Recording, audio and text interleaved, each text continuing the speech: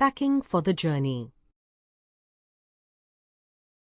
We made a list of the things to be taken, and a pretty lengthy one it was, before we parted that evening.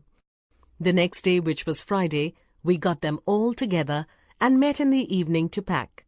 We got a big bag for the clothes and a couple of hampers for the foodstuff and the cooking utensils.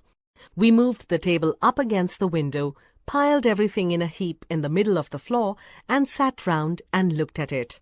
I said I would pack. I rather pride myself on my packing. Packing is one of those many things that I feel I know more about than any other person living.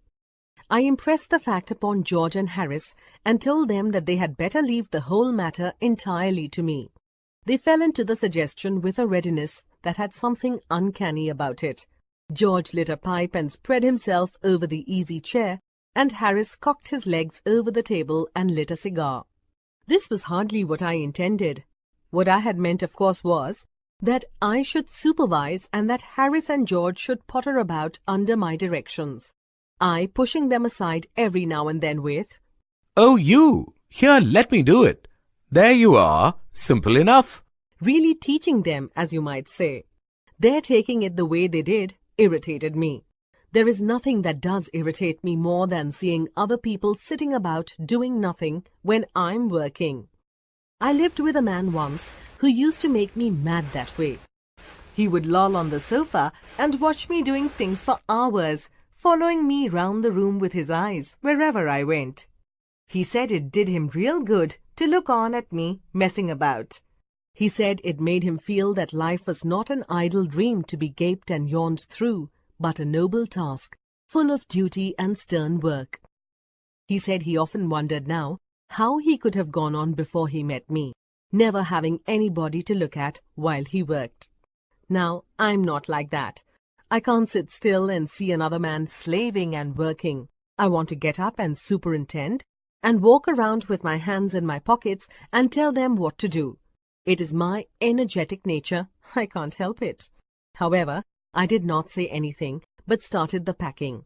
It seemed a longer job than I had thought it was going to be, but I got the bag finished at last, and I sat on it and strapped it.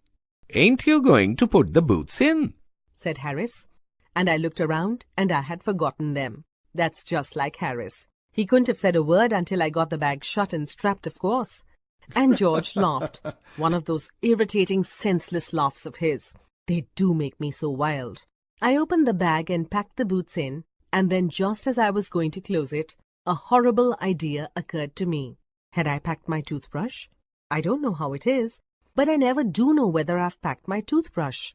My toothbrush is a thing that haunts me when I'm traveling and makes my life a misery. I dream that I haven't packed it and wake up in a cold perspiration and get out of bed and hunt for it. And in the morning, I pack it before I have used it and have to unpack again to get it, and it is always the last thing I turn out of the bag, and then I repack and forget it and have to rush upstairs for it at the last moment and carry it to the railway station wrapped up in my pocket handkerchief. Of course, I had to turn every mortal thing out now, and of course, I could not find it. I rummaged the things up into much the same state that they must have been before the world was created and when chaos reigned. Of course, I found George's and Harris's 18 times over, but I couldn't find my own. I put the things back one by one and held everything up and shook it. Then I found it inside a boot. I repacked once more. When I had finished, George asked if the soap was in. I said I didn't care at all whether the soap was in or whether it wasn't, and I slammed the bag and strapped it, and found that I had packed my tobacco pouch in it and had to reopen it. It got shut up finally at 10:50 p.m., and then there remained the hampers to do. Harris said that we should be wanting to start in less than 12 hours' time, and thought that he and George had better do the rest, and I agreed and sat down, and they had a go. They began in a light-hearted spirit, evidently intending to show me how to do it. I made no comment. I only waited. When George is hanged, Harris will be the worst packer in this world. And I looked at the piles of plates and cups and kettles and bottles and jars and pies and stoves and cakes and tomatoes, etc., and felt that the thing would soon become exciting. It did. They started with breaking a cup. That was the first thing they did. They did that just to show you what they could do and get you interested. Then Harris packed the strawberry jam on top of a tomato and squashed it, and they had to pick out the tomato with a teaspoon. And then it was George's turn, and he trod on the butter. I didn't say anything, but I came over and sat on the edge of the table and watched them. It irritated them more than anything I could have said. I felt that.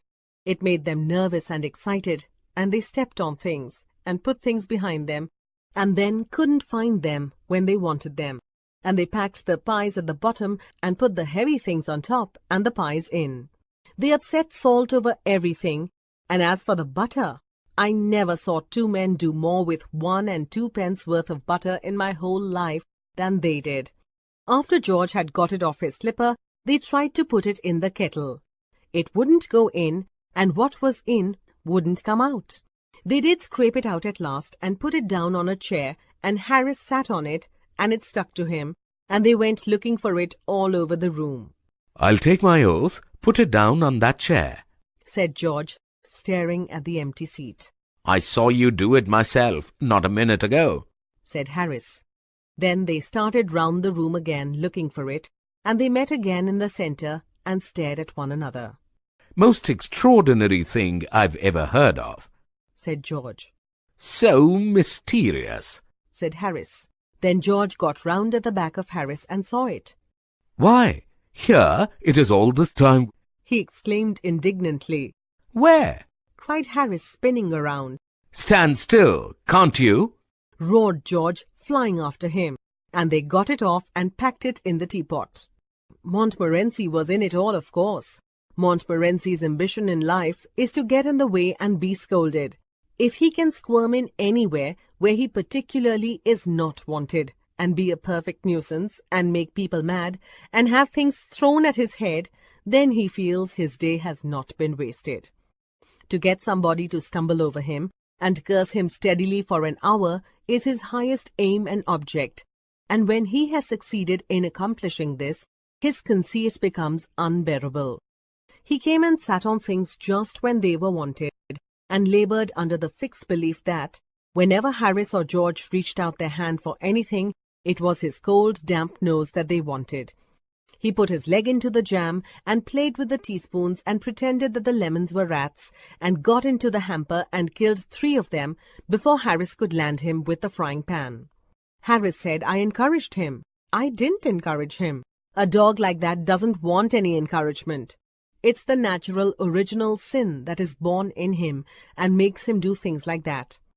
The packing was done at 12:50, and Harris sat on the big hamper and said he hoped nothing would be found broken, and this thought seemed to comfort him. He also said he was ready for bed. We were all ready for bed. Harris was to sleep with us that night, and we went upstairs.